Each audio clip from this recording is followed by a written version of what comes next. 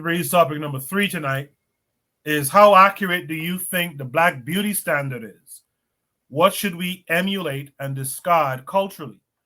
Or is there no need to discard anything? Before I share the link, let me just put this up on the screen. Harshali Podcast, that's D Webb, said he drove by there a few times. South Carolina has a lot of history. Going to Charleston in a couple weeks, I'll actually stop by and check it out. So that's what I like. This is what I like Shoot the Breeze for. This is the intended purpose. You learn something here, go and check it out some more in your own time. If it's a physical place and you could pass by and check it out, go and do that. That's cool stuff, D Web. I'll be curious to hear your thoughts when after you check it out, Web. Shoot the Breeze topic number 3 is how accurate do you think the black beauty standard is? What should we emulate and discard culturally? Or is there no need to discard anything? This came with a link. Let's check it out.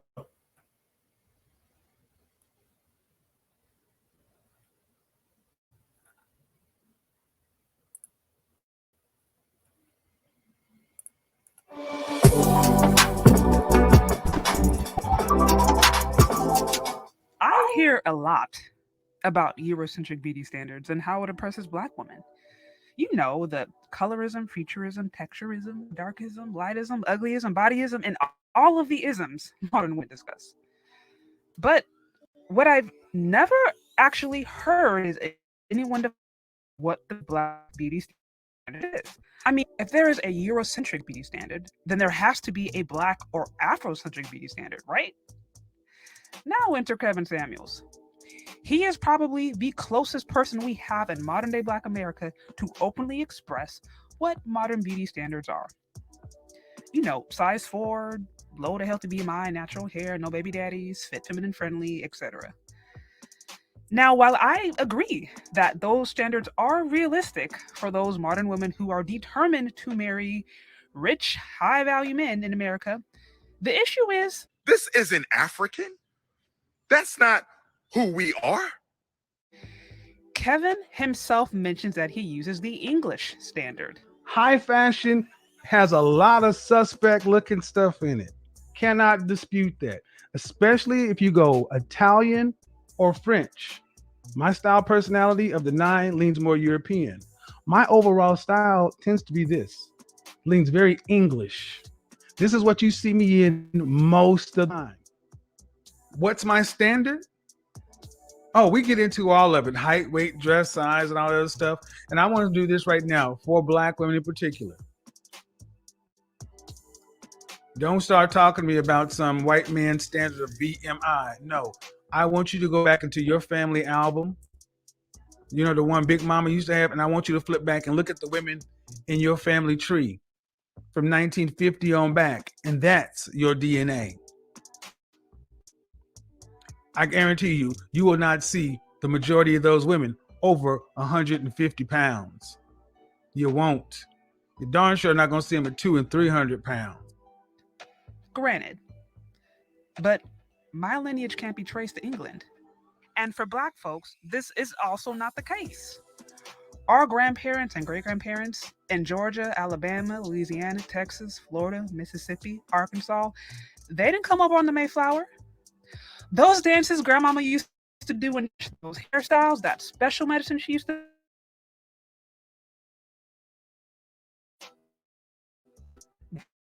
Black or Black African assisted. Some of those beauty standards are alive in Black America today. So we're going to talk about it. Black people have always distinguished between attractive women and unattractive women. Black beauty standards, also known as African aesthetics, has been researched and applied since ancient times. These studies continued even after chattel slavery, as our ancestors fought to maintain their identity in spite of genocide. In African cultures, one of the most common tools used to determine and display feminine attractiveness were beauty masks. These masks describe the facial elements that each specific culture defined as beautiful and desirable. Some examples are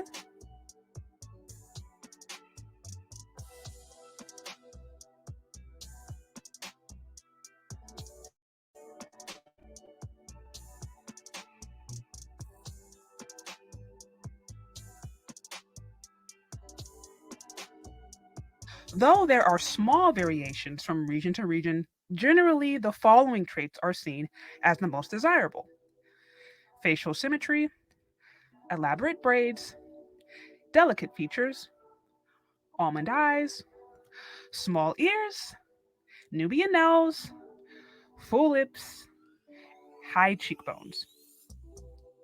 Other examples from classical and medieval Africa that depicted standards of beauty are statues of African queens. Some examples are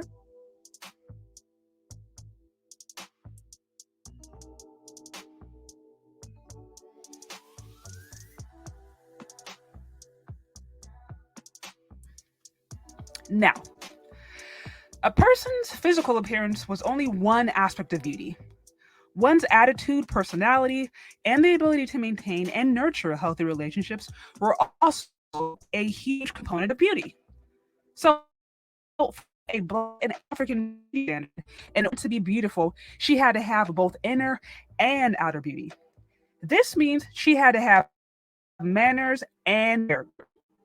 So, what does this mean for today? Twerking, thotting it up, hoeing and scoing. These would not be acceptable aspects of beauty according to the Black and African standard. And it didn't matter how good you looked. I said, this Black man probably don't even like Black girls. He probably doesn't even talk to Black women. He probably don't even think twice about Black girls at all whatsoever. Remember, Ani distinguishes the African beauty standard from Eurocentric beauty. She explains that traditional African beauty standards emphasize a person's character and inner qualities, whereas Western beauty was more concerned about the outward. Also, in many African languages, the words good and beautiful are synonymous and mean literally the same thing. One example of this is found in Sylvia Ardone Boone's study of feminine beauty among Mende females. Beauty for the Mende is physical, metaphysical, and historical. Beauty as a concept in Mende operates on and humans. Another African word, Nyende, means both to be good and to be beautiful. Women are expected to be attractive on the outside while maintaining a gracious, cheerful, modest, gentle, and helpful disposition. An Igbo woman said in her culture, beautiful would never be used to describe a woman that displayed bad character or improper behavior. So what does this mean? Twerking at restaurants, at kid soccer games, at funerals, or outside of Walmart just for fun would have made you ugly by African beauty standards, y'all.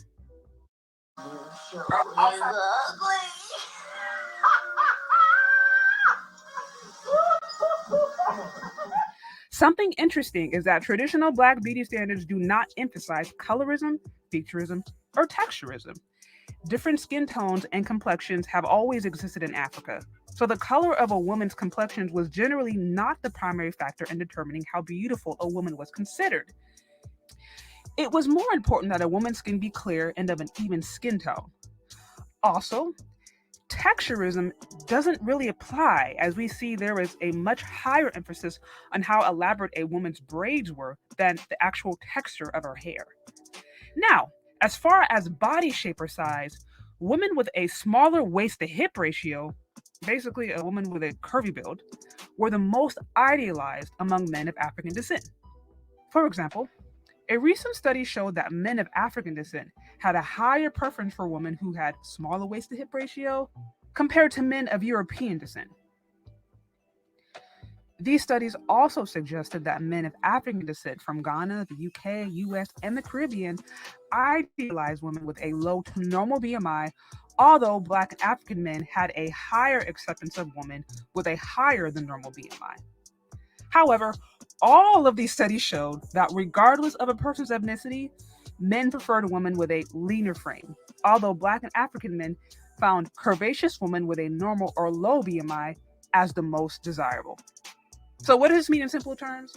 Simply put, one can accurately conclude that the Black man's preference for the slim, thick woman goes all the way back to Africa. So, do we see the Black beauty standard putting Lizzo on top? Or how about Meg Thee Stallion, or Cardi B, or Nicki Minaj or Lori Harvey or Kelly Rowland? Well, I'll let you decide.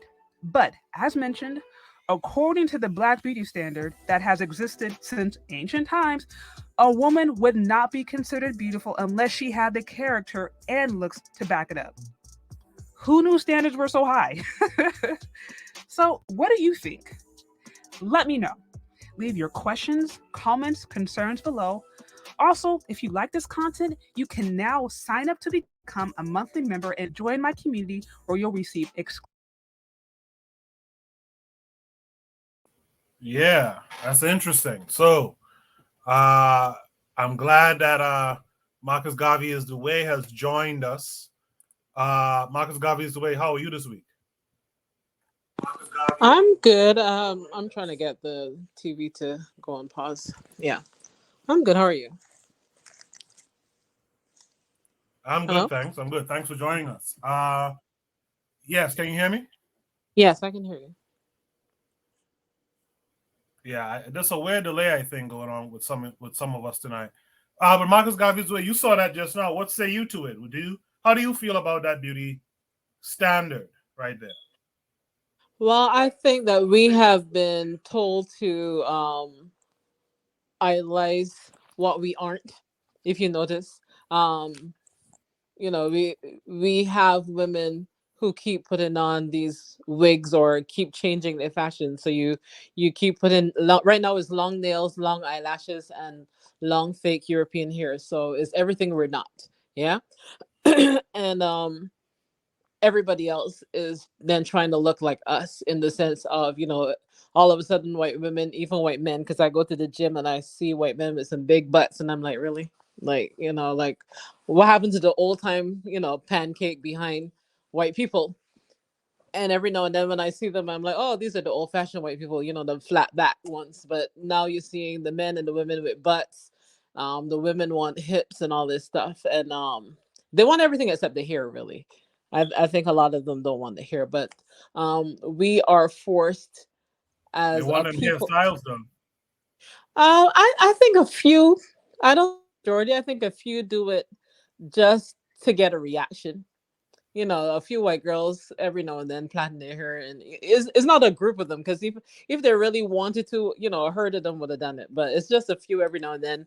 I think do it for reactions, or unless their little white friend or their black boyfriend got them caught up in thinking that that's the standard. And I'm not bothered either way. If a white girl want to wear braids, more power to her. Whatever, I've never worn braids, so I really don't care.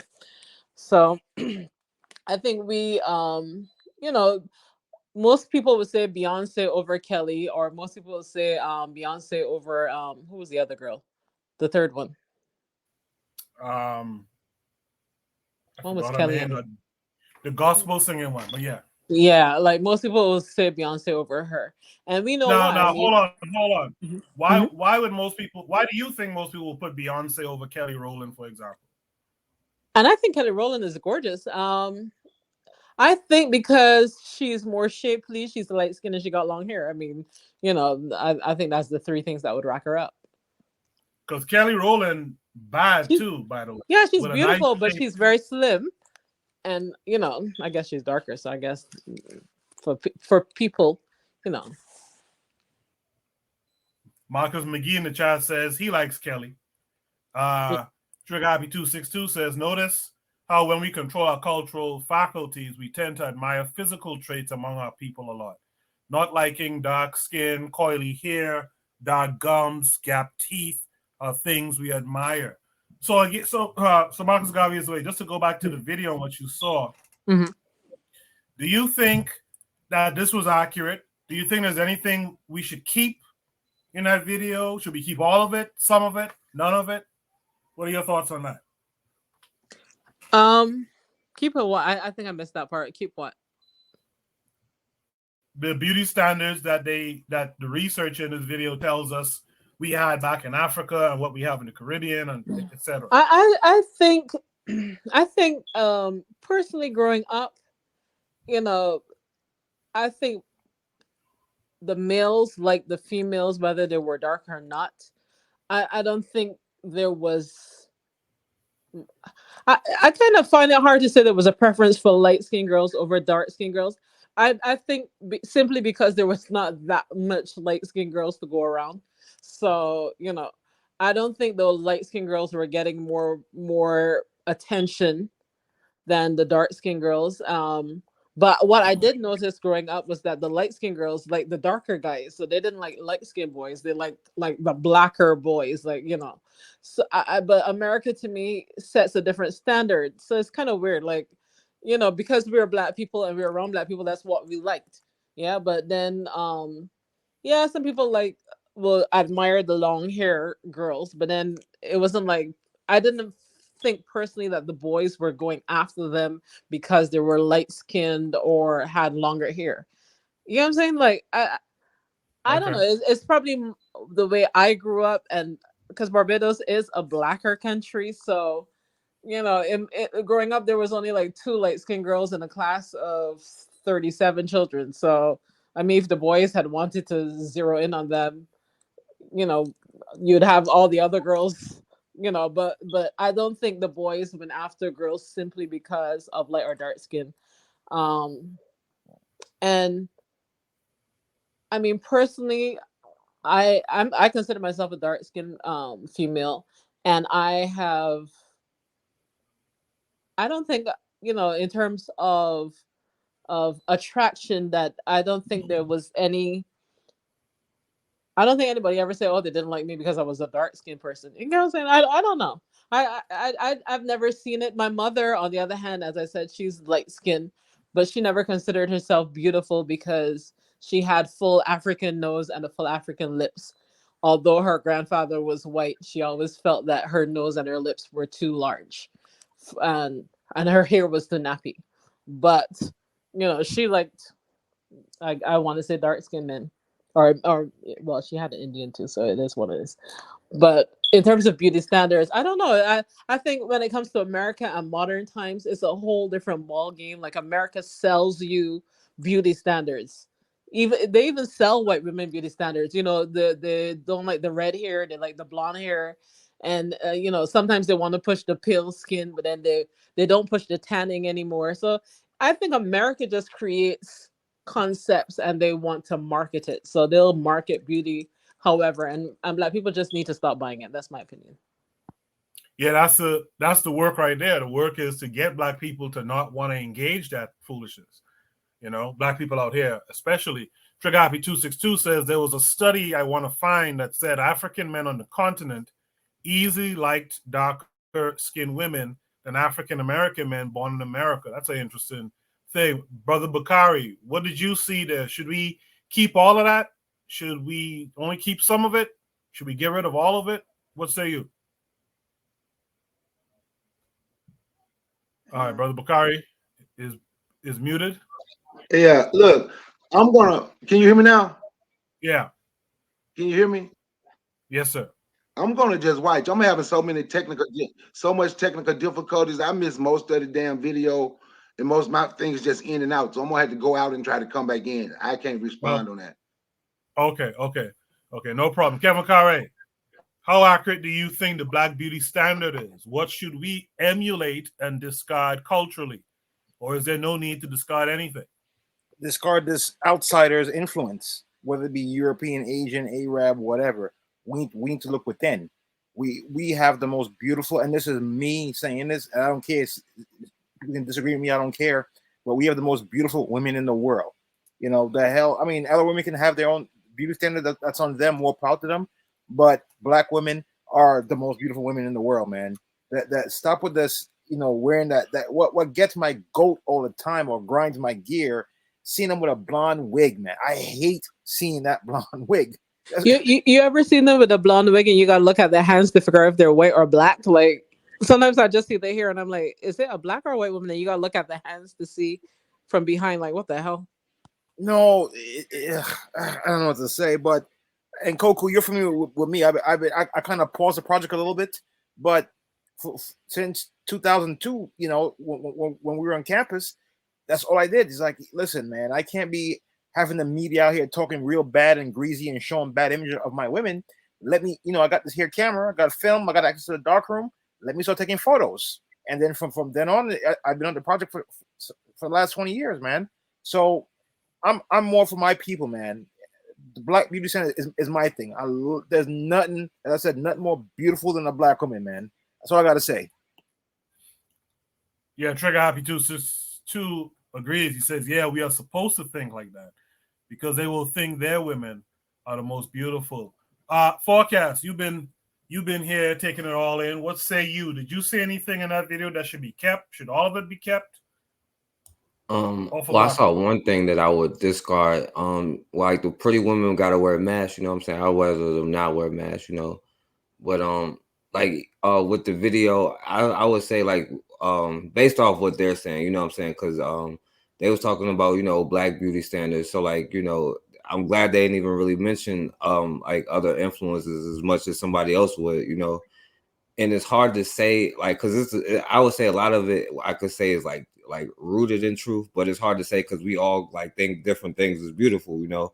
Like I know brothers like skinny, you know, big, tall, fat, you know, all different kinds. But I would say that it is like some truth to what they were saying, and but also like they were saying, it goes back to it's just not just being pretty, because you can be pretty and be like somebody who's like negative or a bad person who will tear down your life. So it is important to not just be, you know, it's not just pretty, you know what I'm saying? But I mean, I'm gonna be honest, like, you know, I do think, like, as a man, I would say, like, not just because you do look at the outside too, you know what I'm saying? And I think that maybe I could be wrong, but I think that African men looked at the outside too, you know what I'm saying?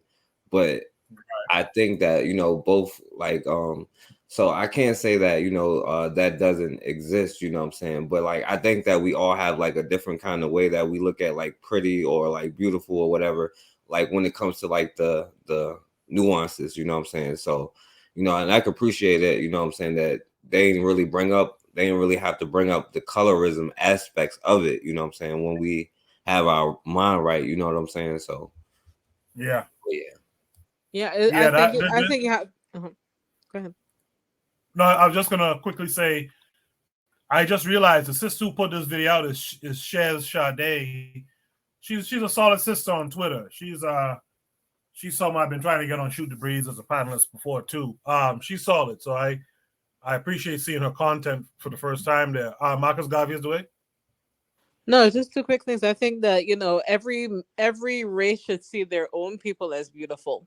The problem is when we see a lot of our men, you know, on YouTube and especially on these social media praising other races of women. I mean, you know, yeah, you may see beauty in other people, but when you start disparaging your own people, you know, that's where the problem is. And I think one of the most important things above all else is that we as a people need to love ourselves. You know, for me personally as a woman, and this is speaking as I'm in my mid 40s. You know, I want to say in the last 4 years I've come to the conclusion that, you know, there, for hair for example, I see a lot of YouTube videos saying, oh, black women can grow their hair long too. And I said to myself, I don't think my hair will ever be to the middle of my back or to my butt. So why would I be making videos trying to prove to other races that my hair can grow long too? Guess what? My hair can't grow that long. I have shoulder length hair and it's still on my head, and that's what's important to me. I don't need my hair to look curly because I have kinky hair. And I've never worn a wig. I've never worn a weave. And I literally just cut my hair off like this year, like the shortest I've ever worn it. And I had locks to my waist. And I accepted that I can have long hair by locks. But I don't think I should be trying to meet a standard of proving to other women. I don't know if y'all remember the Asian girl last year during COVID who was talking about why black women are ugly and that they have alopecia because it's a sin for God. I don't know if you remember that. It was some No, this little I Asian never girl. saw that. Oh yeah, she was just going on and on saying that black women are cursed and they're bald and all this stuff. If I can find the link, I can always send it to you. But that happened like a year ago, and she was going on and on about black women's hair, and I'm like, Oh, that was the whore, Tia Tequila. yeah. She was just on, and she had two videos because after people came after her, she put out another video. But I'm like, we have convinced the world that we want to look like them when we put the wigs on, whether it's the blonde one or just the black one. And we just want to have our hair swing. Like, I think we would be more beautiful as a people if we embrace our blackness. You understand what I'm saying? Like, I think if black women um reveled in being black, we have the most unique hair, the most unique skin. If we just, I don't know, like if we just embraced what we had and made what we had beautiful. So to me, not having hair right now, I'm looking at the ancient tribes, like the women who've always worn their hair short. We're the only, if you ever checked it, we're the only culture of people where women wore their hair short. Almost all around the world, women always had their hair long. The Asians, the Europeans, all the lights, and they still had that hair long. But we're the only race of people who wore short hair, had nothing to do with homosexuality, and still was feminine, beautiful in our shortness. You know what I'm saying? Like, and with the titties out and the hips out, everybody else was covered up. If you look at most other cultures, except in like the Mayans and the Aztecs, everybody else was covered up. But we had everything out and we were just beautiful as is. And we don't embrace that. We don't embrace who we are. And as I said, I'm in my mid 40s and I'm looking at myself like, why aren't we wearing our kind of jewelry? Why aren't we just being ourselves? We're trying to get fake titties and fake lashes and all that. It's just too much. We just need to be ourselves, and we need to stop listening to white people. Turn off the TV when you are so caught up in beauty that you think beauty is buying a $200 wig or buying lace fronts and yaki and all that other nonsense. If you wrap your beauty in something that you can go buy at a store, then what? I mean, what are you? You're just a shell? You know what I'm saying? Like, it doesn't make sense. And I normally think women that wear wigs probably committed crimes because I'm like, to me, it's a disguise. Like, before wigs were for old women, now everybody want to wear a wig. I'm like, did you commit a crime? And did you commit a crime you're just trying to hide? Like, I don't know. It makes no sense to me. But, that's just me. I don't know. You have these videos up there now. Those two women, there are traditional African women, and they're beautiful. They're women. They're beautiful. They're feminine. I don't know. It's crazy. Real Black Gentleman, you've been listening to all of this. What say you? Unmute your mic, brother. Every week I okay. Beauty standards. I mean, I think it's the sugars, the refined foods. This has to do with the nutrition. I think part of this has to do with the whole nutrition and how like I think that when we're talking about body types and body standards, what I'm saying, what we eat and what we, what I'm saying, how we, process the food has a big deal with it. I mean, someone that said, what I'm saying, 100 years ago, women didn't weigh 150 pounds. I mean, there were, larger women, but let's be honest. It just was not likely that a woman was just, if you're a woman weighing 200 pounds, you're probably over 6 feet tall type of situation.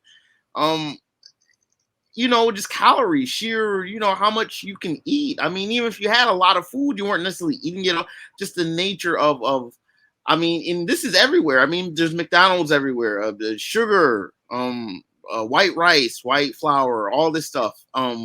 The type of clothes. Someone, the previous speaker had said about the fake hair, fake, a lot of this stuff is going into Africa. I know what I like in a woman. I like a woman who's not too skinny. I don't want a skinny woman. No. But I don't want a woman who's way too big.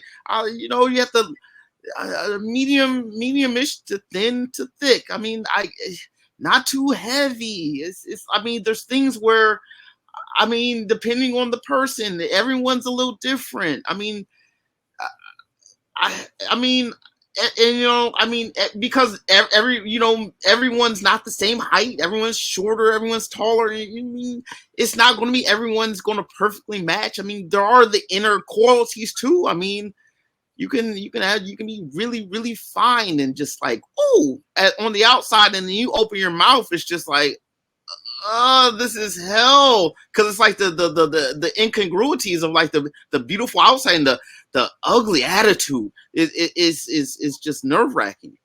And I mean, on the converse, it's, I mean, again, if I'm finding a woman who I personally don't find attractive initially, you know, I have to have discipline to actually engage and be, you know, mature and actually, you know, open my eyes and be objective to this person and to find genuine qualities and not just dismiss this person just because of my initial, just, you know, whatever, I might just have a distaste for the person. And, you know, that just reduces a person who I might initially find, you know, at the same time, I mean, I guess it's different. I mean, that's all I can do. And it's, you don't want to say that I don't want to be, you don't want to play the extremes. You don't want to say, well, if white people are like this, we have to be on the opposite. We just have to have hard left turns and just like, you know what I'm saying? Like, I don't want, I'm speaking for me. I don't like the idea of, it's just not healthy. You know, the very, very large woman. I just do not like, I don't want a woman who weighs more than me for multiple reasons. I just don't think that it's conductive. It doesn't compliment me as a person. I should not have to feel like I have to contend with my marriage partner. That's not. But do you think that's a Western standard though? Well, again, that goes back to the nutrition, because everyone was pretty thin, you know, 100 years ago. The calories, the emptiness of the food. I mean, oh my goodness, hair. I mean, it's the whole idea of, like, you know, in Europe. I mean, in England, a permanent is when you curl the hair. In America, black women take a perm and they straighten it. In one context, but they were flat ironing it before. When I was growing up, people were flat ironing before perming. Yeah, but I'm just saying that in different places around the world, the same thing, the same term can mean a completely different thing. I mean, you know, if you go to, I mean, again, I mean, a lot of you know, the whole idea of, you see the white people with very curly hair. Some of that is actual, like, distant, you know, African genetics kind of kicking in. Exactly. Some of that is fake.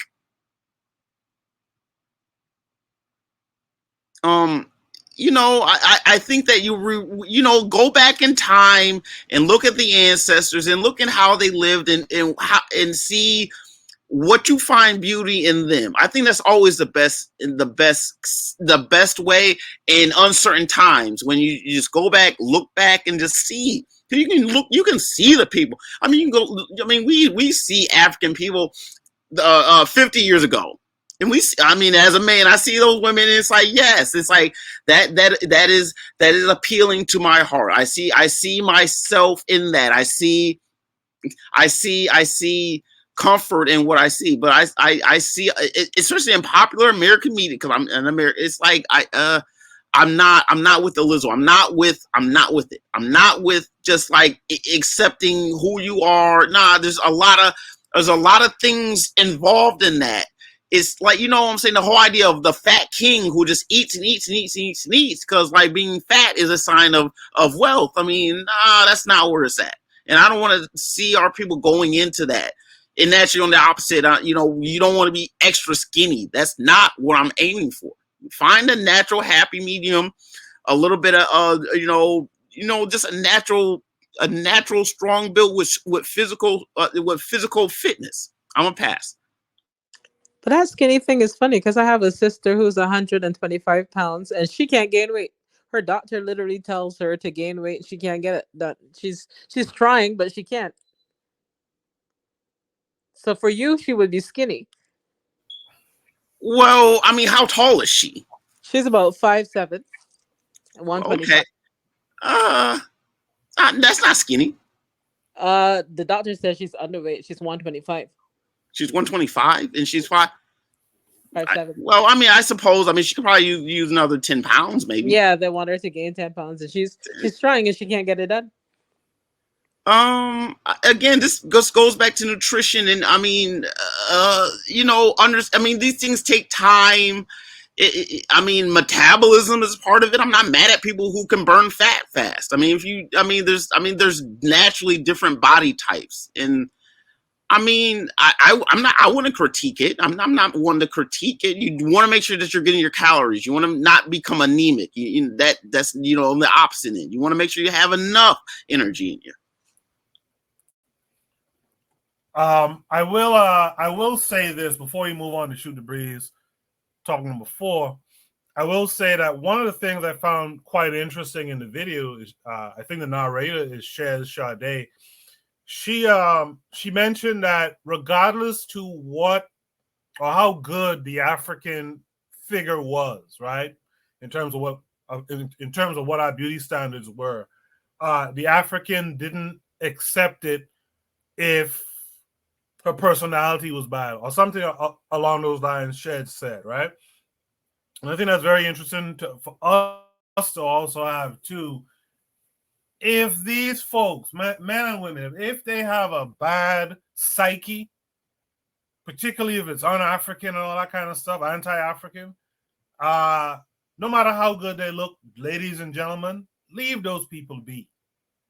Leave them alone. That's one thing I took from this as far as beauty standards. Let's create our beauty standards, but let's also remember, if you don't have that African spirit, your beauty doesn't stand for nothing, right? So let's keep that in mind too. Let me post to the breeze topic number 4 tonight. And one quick more thing. I remember when I first came to America, I remember meeting a black woman. She said she didn't know how to comb her daughter's hair, and I'm like, you're a black woman with a black child and can't comb her hair. Like, I just felt it was lazy. Like, her response to combing her own child's hair was lazy. So I think Black America has been, I don't know, they've been more traumatized on who they are, I think, a lot more than us in the Caribbean. I've never met anybody in the Caribbean say they don't know how to comb their daughter's hair. That's just a little bizarre. But that's just it. All right. I appreciate that. There's no final word. Let's go to Shoot the Breeze topic number 4. Peace, greetings to Sister Raw, who just joined us. Thanks for coming through, Sister Raw.